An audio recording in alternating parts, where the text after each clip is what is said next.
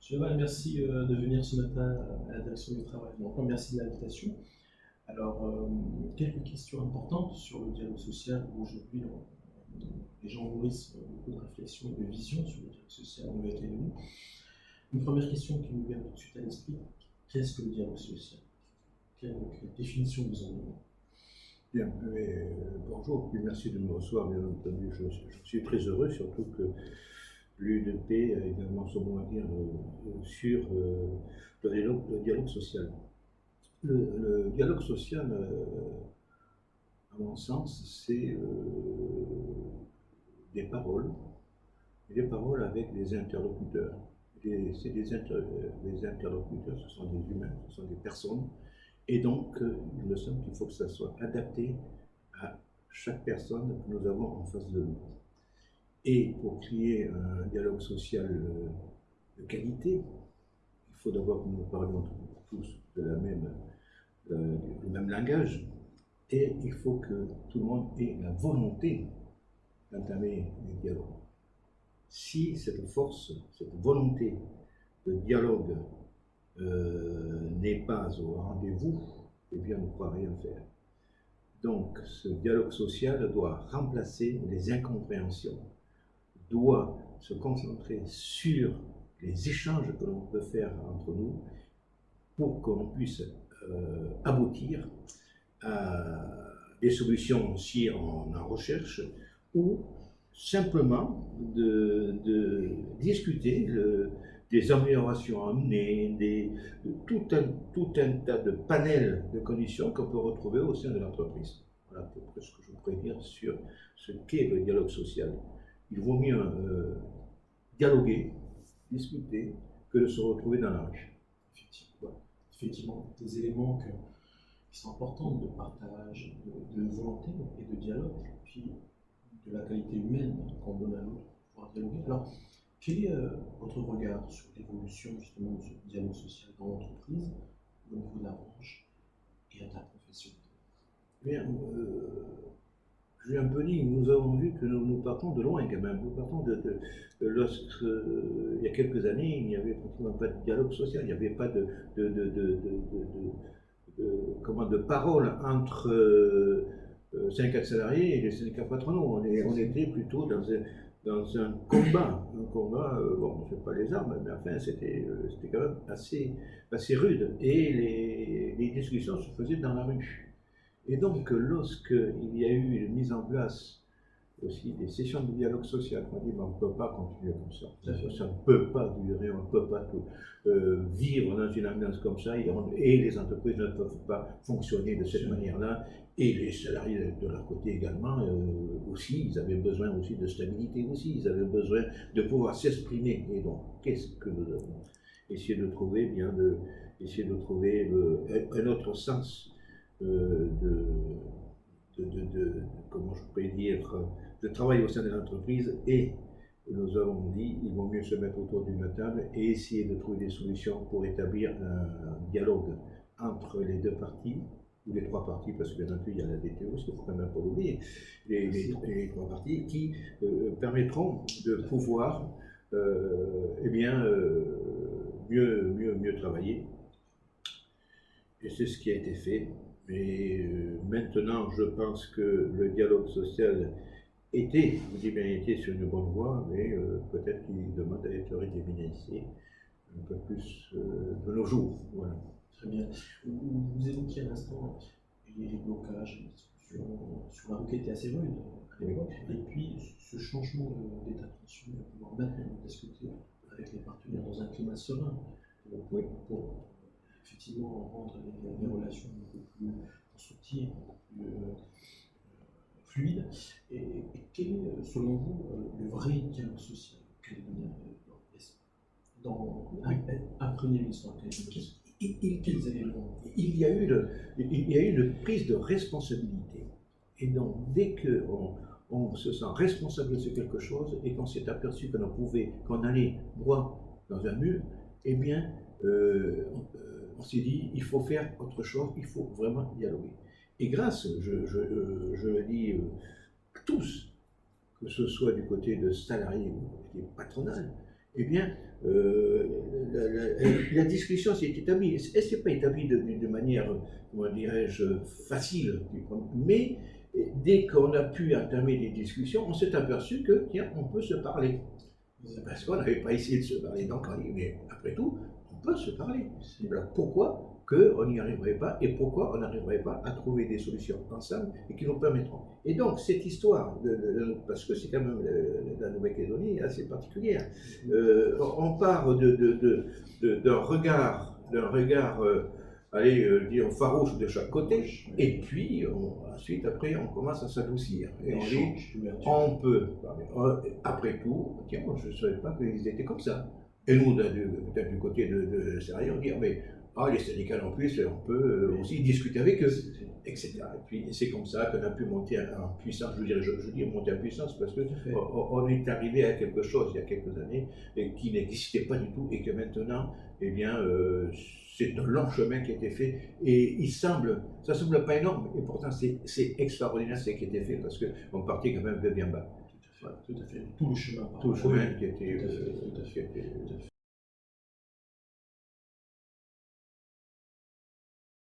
Ça implique en deuxième temps, une deuxième axe quand on arrive sur les forces de la négociation collective, qui sont aussi des qualités du dialogue social.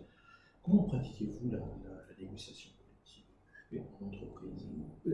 La négociation collective, comme je l'ai dit au départ, il faut que déjà que nous parlions tous le même langage. Il ne faut pas se tromper, parce qu'autrement, vous savez, un seul mot peut faire capoter Ensuite, il y a la confiance qu'on peut amener et qu'on doit donner également vis-à-vis de nos, je dirais, notre partenaire, entre guillemets. Et ensuite, la qualité des sujets traités. Et là, c'est à nous, quand je dis nous, tous les partenaires sociaux, à faire en sorte qu'on puisse discuter, qu'on puisse trouver des solutions à des problèmes que l'on peut rencontrer au sein de l'entreprise, que ce soit dans les branches ou soit eh bien, qu'on puisse en discuter librement et surtout qu'on puisse trouver des solutions qui satisfassent les deux parties. Et ensuite, eh bien, ça doit marcher normalement. Bon, mais c'est pas...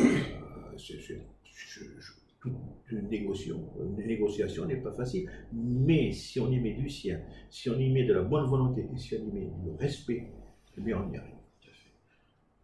Et ça, je pense que le calédonien aussi n'est pas facile, attention. Donc il faut, je crois que le maître mot aussi, c'est le respect. C'est le respect, exactement. Les bases de la discussion, c'est le respect.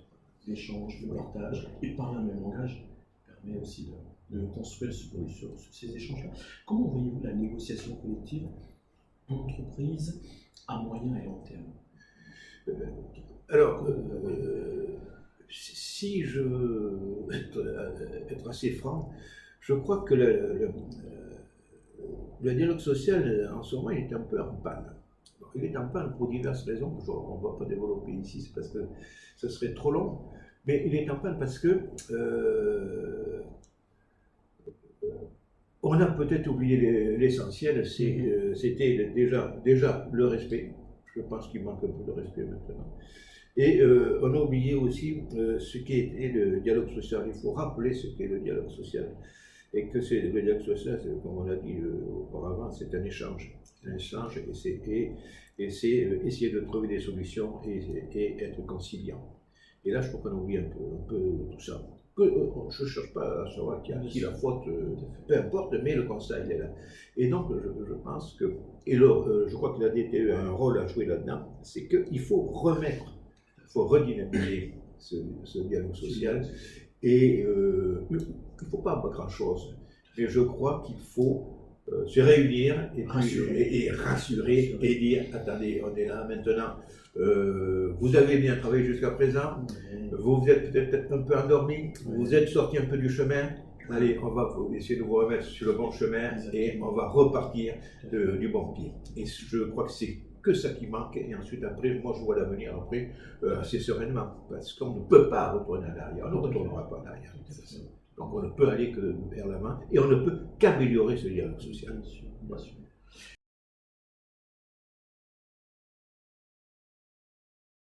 Une des qualités, je dirais, des forces de négociation collective, c'est la formation. Oui. Puisque je pense que c'est aussi un axe qui permet aux uns et aux autres de cheminer ensemble, de peut-être rappeler les valeurs de respect, de partage et de responsabilité. Sur cette formation des acteurs sociaux, pensez-vous que vos IRP et S sont suffisamment outillés pour aller sur le terrain? Alors, suffisamment, et des outils, je pense qu'il y en a suffisamment, des outils. Il y a l'IRS, il y a la DTE aussi, la DTE qui est là pour aussi donner des conseils, et il y a également, il ne faut pas oublier, la formation syndicale au sein des syndicats propres respectifs. Et ensuite, c'est une question de volonté. Et c'est une question aussi que ce soit du côté des syndicats de salariés et du côté des organisations patronales. Il faut permettre aux délégués, aux IRP, eh bien de se former. Et donc, pour se former, il y a l'IRS, et l'IRS, si vous avez remarqué, son catalogue est assez fourni. Donc, il y a moyen de se former, et d'autant plus que c'est une formation qui permet de parler ce que je parlais le même langage. Et donc, voilà. Et donc, il faut qu'il y ait également des salariés et bien entendu des cadres, en fait, des patrons, qui puissent échanger et lorsqu'ils parlent, eh bien, qui parlent le même langage et qui se comprennent. Et donc, ça va bien plus vite. Et en plus, nous avons des acteurs bien plus qualifiés, plus formés et habitués maintenant. Et qui commencent à être habitués à rechercher des consensus et non pas à s'opposer.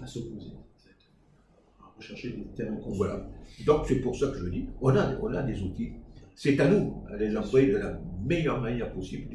Et ensuite ne pas hésiter aussi, même si nous sommes des entrepreneurs, on peut se former aussi parce que tous les entrepreneurs ne connaissent pas les rouages aussi, parce qu'il y a des conflits, eh bien, il vaut mieux être préparé et pouvoir aller directement au fond du sujet que d'essayer de et surtout de ne pas avoir peur non plus, parce que la plupart du temps, les syndicats salariés pour ça, ils sont mieux préparés parce qu'ils savent ce que c'est qu'une grève, ils savent comment gérer leur grève, bien que des fois certains patrons, c'est normal, ils ne sont pas habitués et donc ça leur fait déjà assez peur. Et c'est pour ça qu'il faut qu'ils soient également formés pour pouvoir, non pas se défendre, mais pour pouvoir trouver des solutions plus rapides. Tout à fait. Effectivement, dans ce cadre de construire, d'échange et de partage, ça permet de préparer le terrain lorsque survient effectivement l'événement. Sur ces bons mots, je dirais, dernière question, M. Laval, qui avait suivi un peu le cheminement historique du dialogue social de l'Académie, quelle vision vous avez du dialogue social dans les années à venir? Quand on parle de bilan et puis de perspective de la nouvelle académie, je dirais, quelle aspiration vous donnez la vision du dialogue social de la nouvelle académie? La vision, alors, je pense que le monde du travail va changer. Oui. Donc, les entreprises ne seront pas celles qui sont en ce moment, elles ne seront pas du tout pareilles. Dans la Nouvelle-Calédonie, c'est vrai que la majeure partie des entreprises, ce sont des petites entreprises. Et je crois que elles seront toujours là. Mais en particulier en Nouvelle-Calédonie, les secteurs du minier, tout ça existera encore pour plusieurs décennies. Et donc, il n'y aura pas énormément de changements dans ces secteurs-là, sauf que les méthodes de travail ne seront pas tout à fait les mêmes. Et donc, c'est là peut-être qu'il faudra voir une autre forme de dialogue social, mais non pas dans la compréhension de chacun, mais dans la compréhension des nouveaux métiers qui vont se créer et comment on pourra gérer ces nouveaux métiers et comment passons-nous d'une phase, je dirais, actuelle et dans une phase dans le numérique. Beaucoup de personnel seront remplacés par les machines. Beaucoup de personnel ne travailleront pas de la même manière. Les travaux manuels en entreprise, en grosse entreprise, ne seront pas tout à fait les mêmes aussi. Donc là, il faudra instaurer peut-être un nouveau dialogue, mais la base de toute manière, la base du dialogue social, ce sera l'humain. Tout à fait. Et donc, il n'y aura pas de chamboulement énorme, mais il y aura de nouveaux métiers dont nous ferons que nous adaptons et qu'on trouve d'autres moyens pour eh bien, dire que nous ne sommes pas remplacés, mais nous existons toujours. Donc nous avons besoin toujours de dialoguer et de trouver toujours des solutions à nos problèmes. Tout à fait. À un moment, j'ai une perspective dans les années à venir, je me mets à penser à un dialogue social numérique, mais ça ne remplacera jamais l'humain. Ça ne remplacera jamais l'humain, mais c'est ce que je voulais un peu dire. Ce sera quand même du numérique, c'est-à-dire qu'on n'aura peut-être pas le, comment je pourrais dire, le contact de proximité, mais ce sera fait d'une autre manière. Monsieur Laval, avant de remercier, je vais vous laisser le dernier mot de la fin. Bien écoutez, mon dernier mot, c'est vrai que ça parle. Écoutez, je voudrais quand même rendre un petit hommage aussi à M. Garcia, qui a fait les sessions du dialogue social, qui a mené les actions du dialogue social. Et je pense que c'est grâce à lui que nous sommes ici maintenant. Parce que s'il n'avait pas été là, je ne pense pas que ça se serait passé comme ça. Ce n'est pas parce que c'est pas Dieu le Père, mais c'est bien lui qui a impulsé ce mouvement, et c'est bien lui qui est à l'origine de ce qui arrive aujourd'hui. Et ça, il ne faut pas l'oublier, parce qu'on a tendance d'oublier un peu la source, la racine. Voilà, c'est ça. Ouais. Sur ce dernier moment, M. Laval, on vous remercie.